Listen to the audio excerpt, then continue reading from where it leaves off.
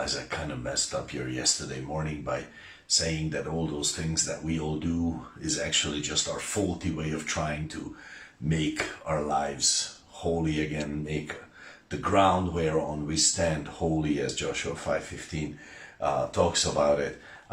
So today I'll make it up to you, God willing.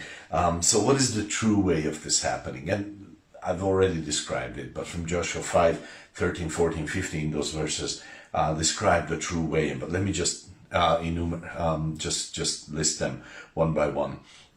So number one, you lift up your eyes. You look away from everything that surrounds you and you look unto the Lord, and you just lift your eyes. Okay, that's one. Number two, you recognize who and what He is. You recognize that God, that He is God, that He's present with you. He is God. So that's number two. That's the second step.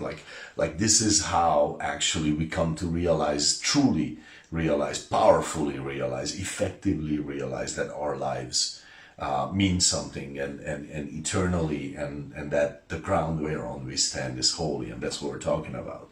And then number three, you take your shoes off, and we've already talked about the significance of that, taking off the common. Okay, and then and only then, number four, can He speak to your heart, to my heart, about the holiness of your life, of my life, and only then can He convince us that and convict us that life's situations are actually meaningful and significant in His will.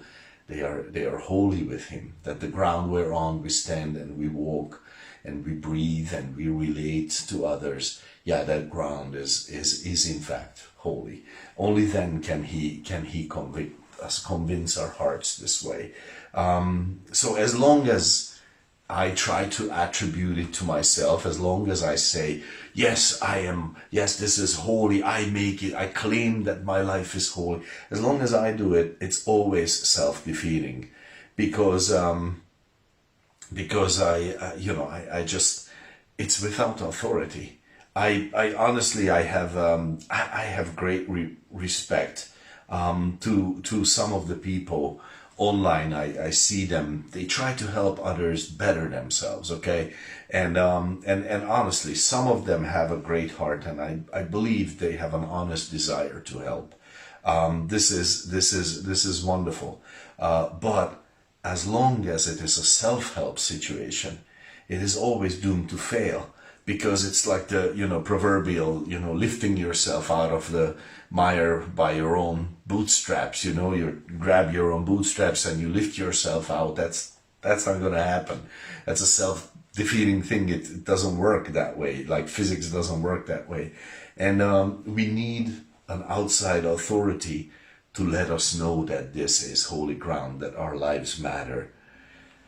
And therein lies the challenge, actually, and that's why many people don't want this, because to have that outside authority, and by the way, God is entirely willing to teach our hearts this lesson over the years and decades that we live and we possibly walk with Him. So, but this is why people don't want this, because for that, we need to acknowledge an outside, an authority, actually. And this is 1 Peter 2:25. You can look it up. As always, I encourage you to meditate, spend time in the Word, because that's the whole point of these morning jolts. So number one, humility to acknowledge authority, 1 Peter 2:25. Number two, I need a willingness to change, okay? This is Acts 9:6, yeah, like it happened with Paul. And then number three, I need patience to keep listening to Him, Hebrews 10:36, yeah. So I'll just leave you with that. I encourage you to chew on that, and I'm sure God will impart much to your heart through that. God bless your day.